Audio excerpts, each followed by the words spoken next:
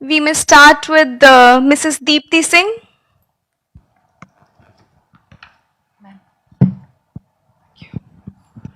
Namaskar, good evening, Dr. Jaishankar, Dr. Ambassador, and all the guests here. I am Deepti Singh, President of Indian Community Association of Egypt. I'm an engineer and a public speaker too. I'm also co-founder of Africa Studies Center and a general secretary of that, which highlights the riches of Africa. It's my utmost pleasure, sir, to welcome you on this platform. Indian Community Association was formed more than 3 decades ago and has been working as a non-profit organization so far.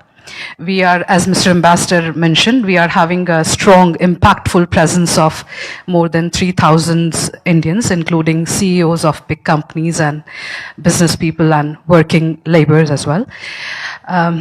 It was quite heartening to know about the new possibilities you mentioned about the India-Egypt trades, and you gave us a great picture of remarkable changes in society.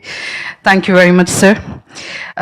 Indian Community Association is always striving to have a community interaction, which includes Indians and Egyptians, and being fluent, most of us, being fluent myself in Arabic helps us to know Egypt and India very well.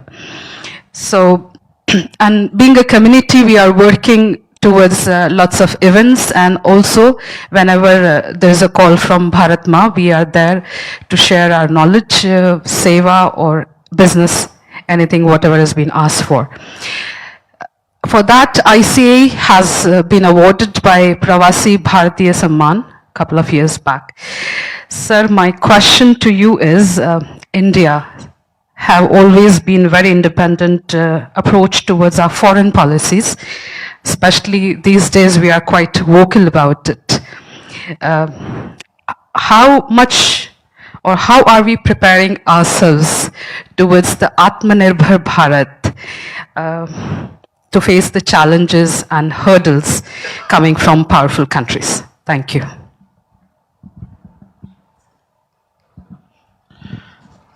Thank you. I'm glad you asked the question because it was not something I addressed in my remarks.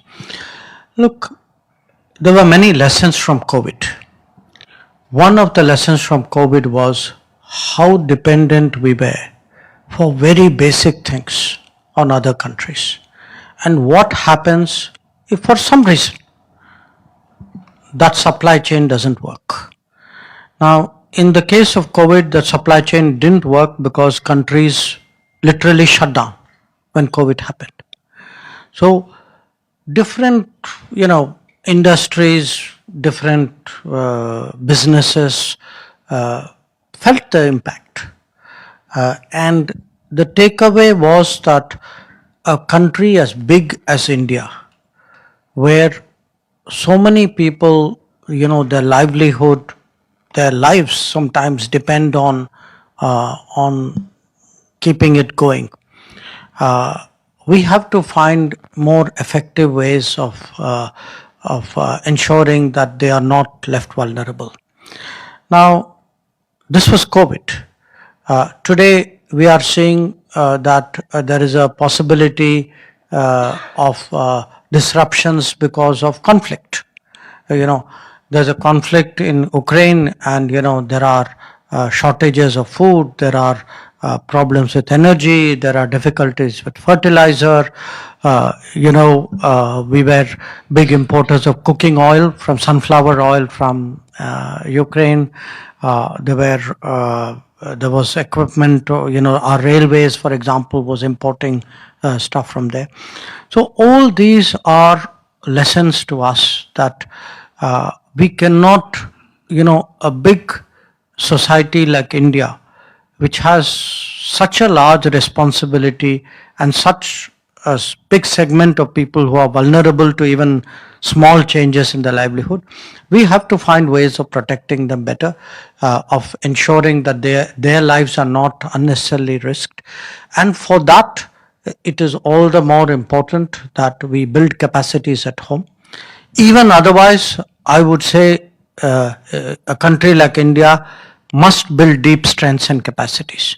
But recent experiences have only strengthened that feeling, and we definitely, I think, the Atmanirbhar Bharat sentiment has got stronger push.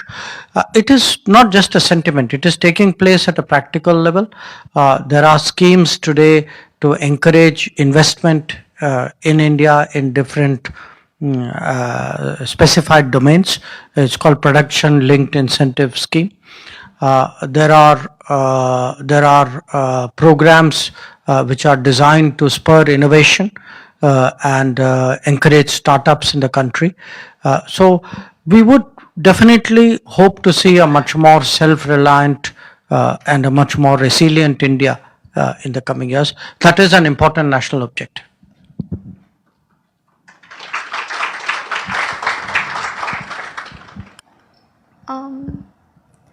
Mr. Amarnath Nas.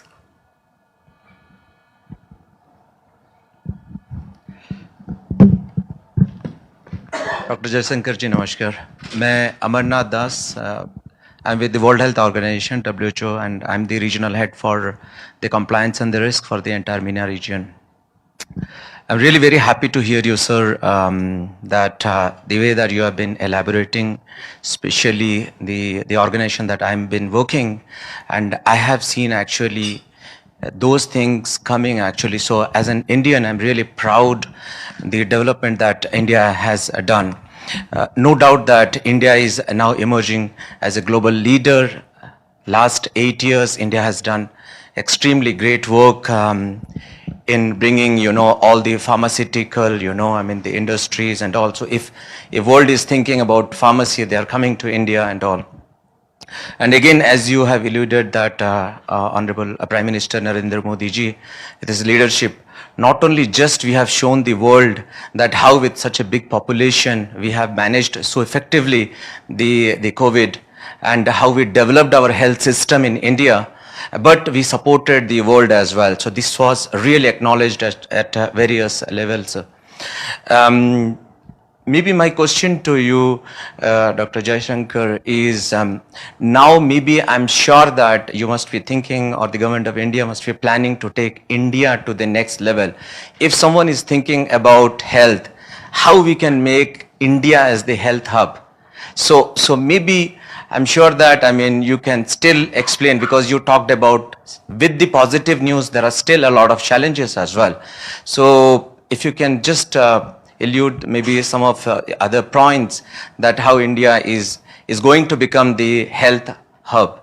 Thank you, sir. Health hub. Health hub is a very strong term. I think our challenges are broader in a way, because the challenges at different levels. We are interestingly a health hub for many countries. People would be surprised at the number of foreigners who visit India for medical purposes, not just in our immediate neighborhood, from the Gulf, from East Africa, from Central Asia. So I have visibility of it, because as a foreign minister, for us, we see the visas, we see the requests from them for easy travel. So the idea that India can offer quality care on competitive terms for a fairly substantial number of people, that is there. I think I now see the prospect of Indian medical, hospitals and other medical institutions actually going out of India more as a business, and some of it is happening, sometimes in collaboration with other countries.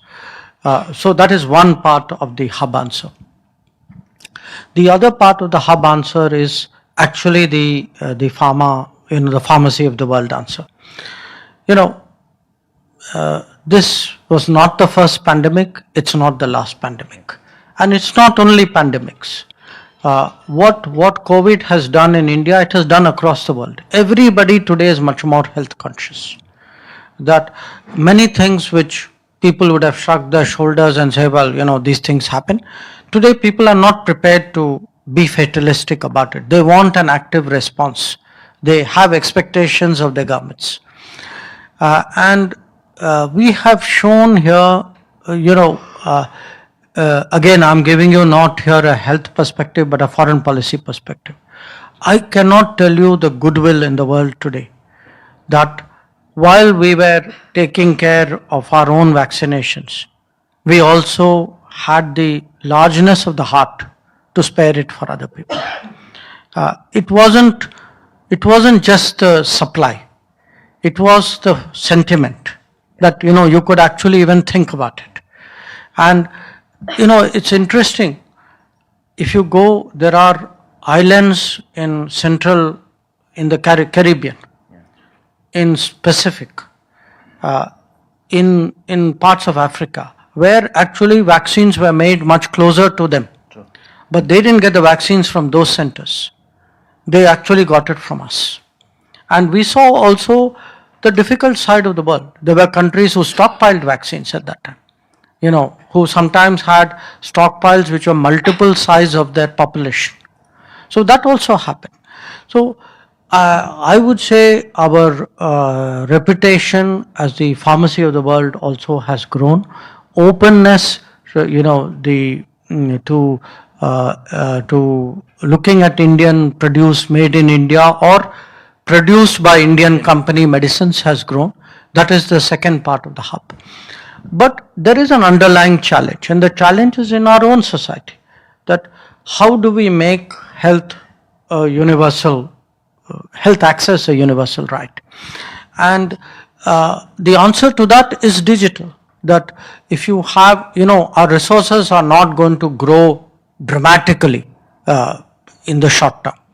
So what digital does is it actually allows you an optimization, that the same resources are utilized by so many more people because there is a digital efficiency which comes, that the number of patients are better organized, the services move in a much more organized way, the medicines are more rationally distributed.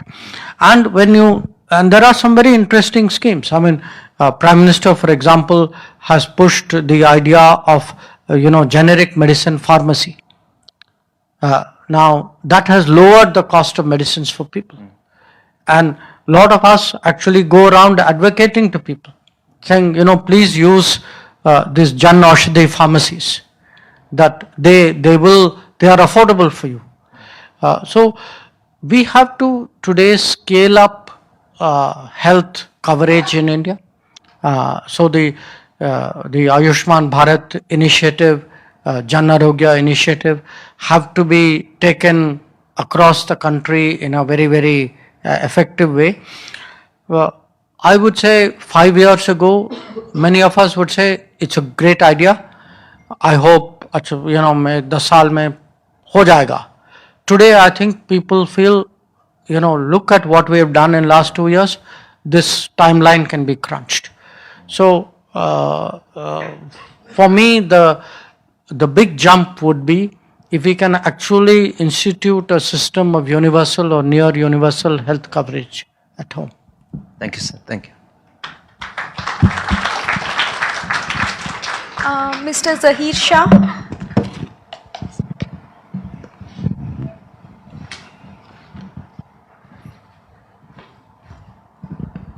Good evening, Your Excellency, Ambassador.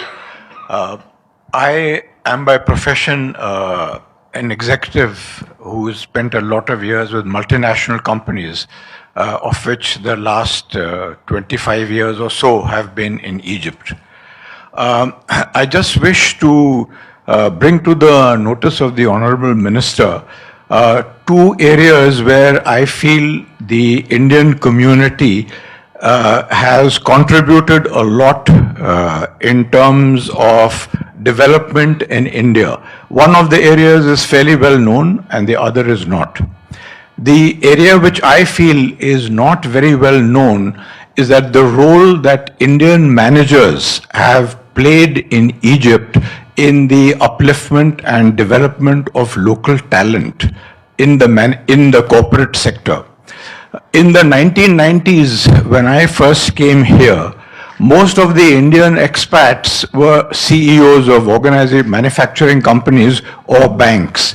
And one of the reasons why we were brought to India was not only to help the Egyptian companies operating here to do well, but also because Egypt lacked a second line of local managers who could run those companies.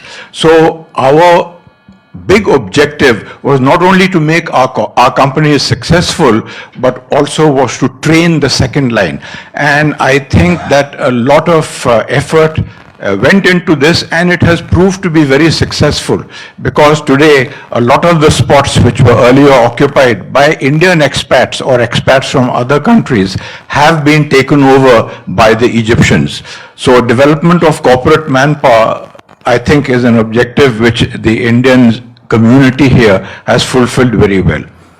The second major area where India has contributed a lot is in helping Egypt to become a major player in the ready-made garment industry in the world. Today, ready-made garments is the single largest manufacturing sector in Egypt. And Indian investment, no doubt, has played a large part in it.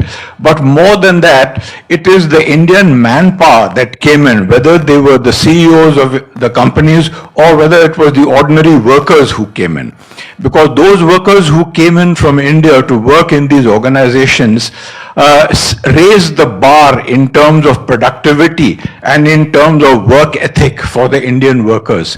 And I think that Egyptians, both the managers and the workers, learned a fair lot from that. I mean, I feel these are the two major contributions that we have made.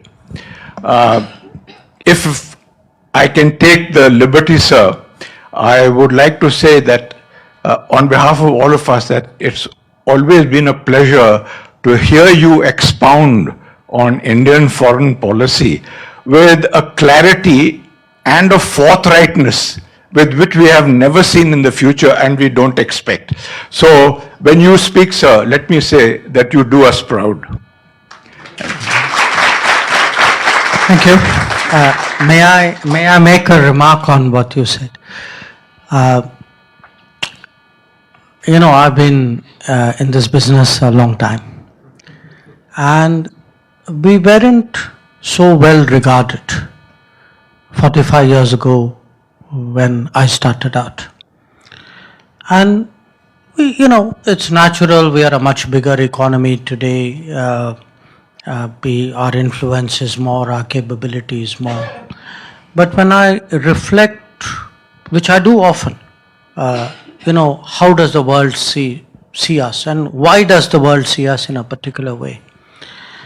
I often recall hearing about it from actually an American politician who told me that, nobody really thinks of foreign countries seriously until you meet somebody from that country, something very distant.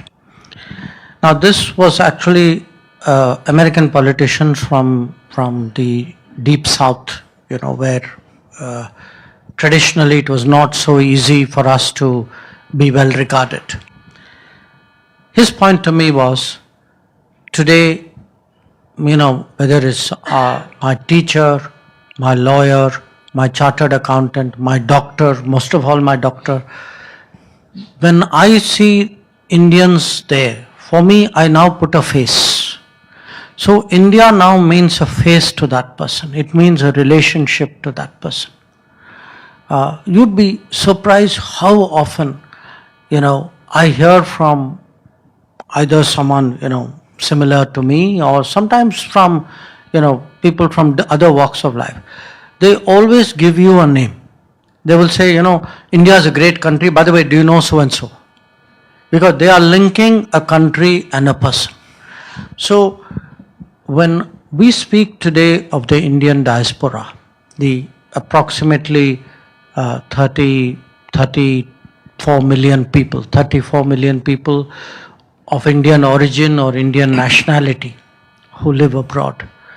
Those 34 million people, through their activities, their successes, their relationship, their contribution, have actually changed the perception of India as much as Indians at home have done themselves.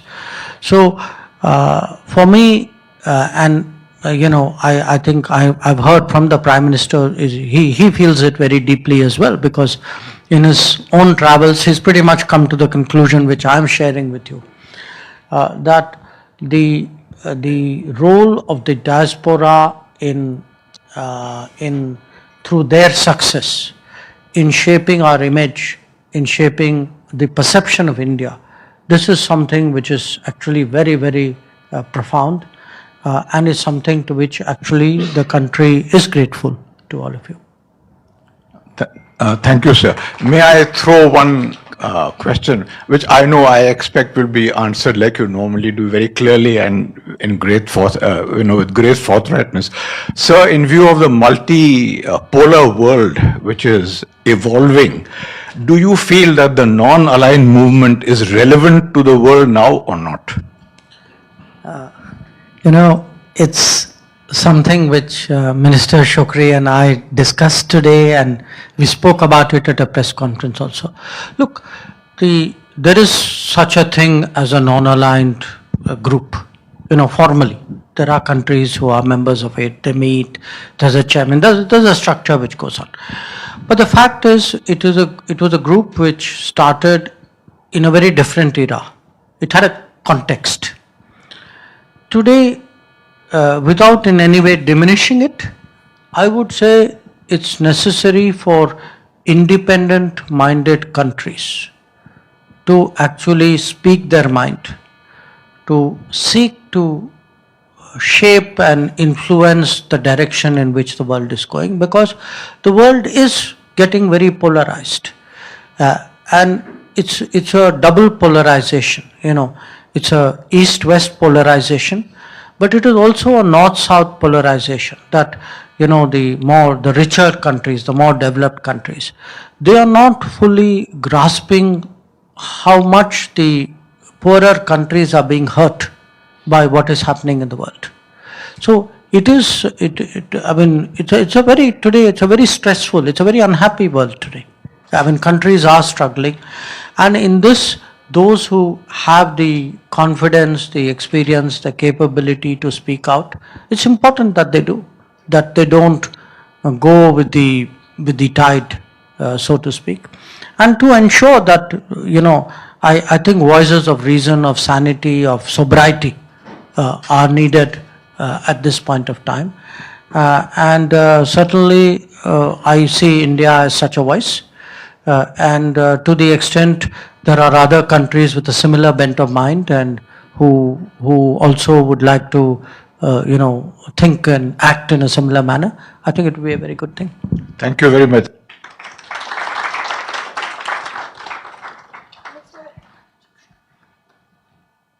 Mr. Ashish Walia. Thank you very much. Good evening, His Excellency. Good evening to all.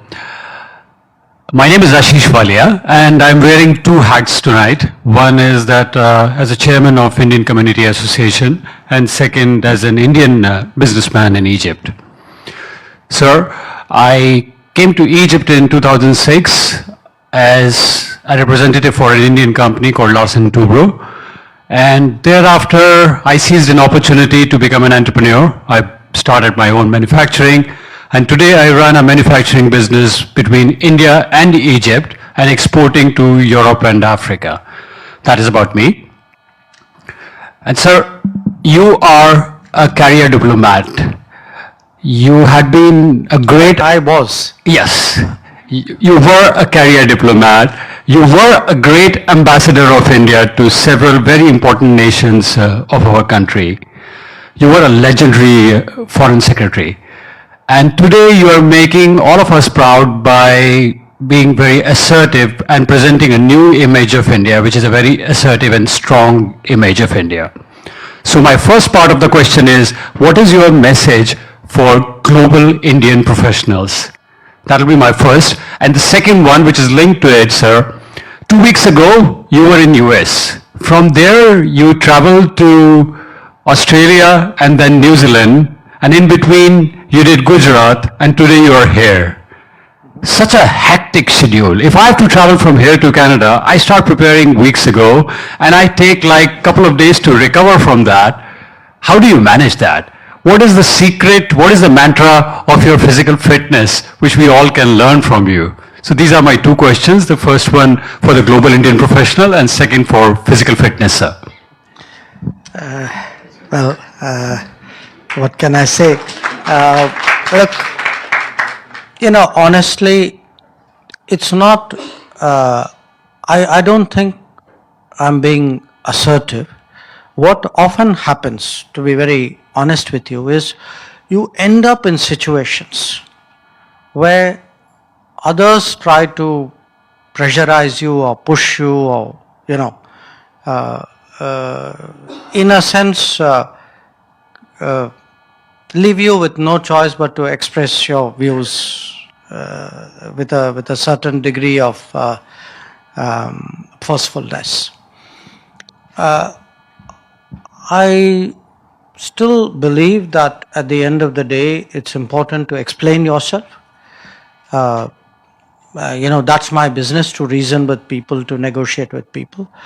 But if at times, there's a lack of fairness in which your position is portrayed, I don't think we should let that pass. We're not doing justice to ourselves if you do that. So I know sometimes it ends up in a certain way. That's really not me. It's the context, you can say. But as a country, it is important for us to be clear in the projection of our interests, to be articulate in explaining why we are doing or taking the positions that we are doing, and I would hope to do it in as congenial and harmonious a manner as the situation would permit.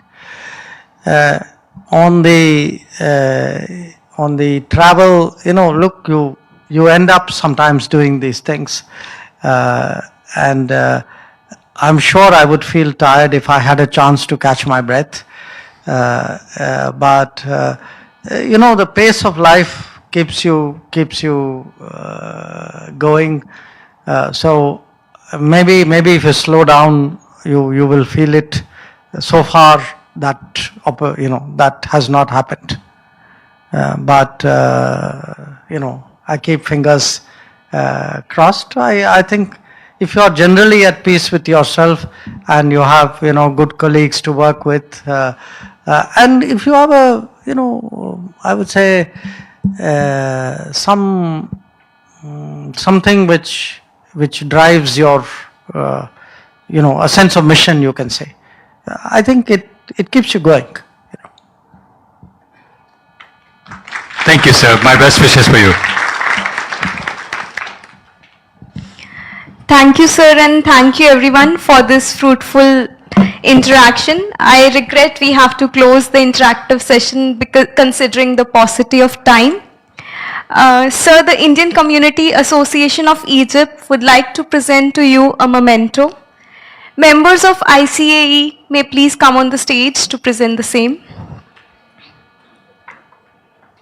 Can I ask one question? Mike, please. Just one question. I'm asking on behalf of everybody, and all want to know, when will you advise the Prime Minister to visit Egypt? When will I? Advise the Prime Minister to visit here. He doesn't need my advice. I mean, the Prime Minister, the Prime Minister is actually, he has very good personal relationship with President Sisi. I know that he's been wanting to visit for some time.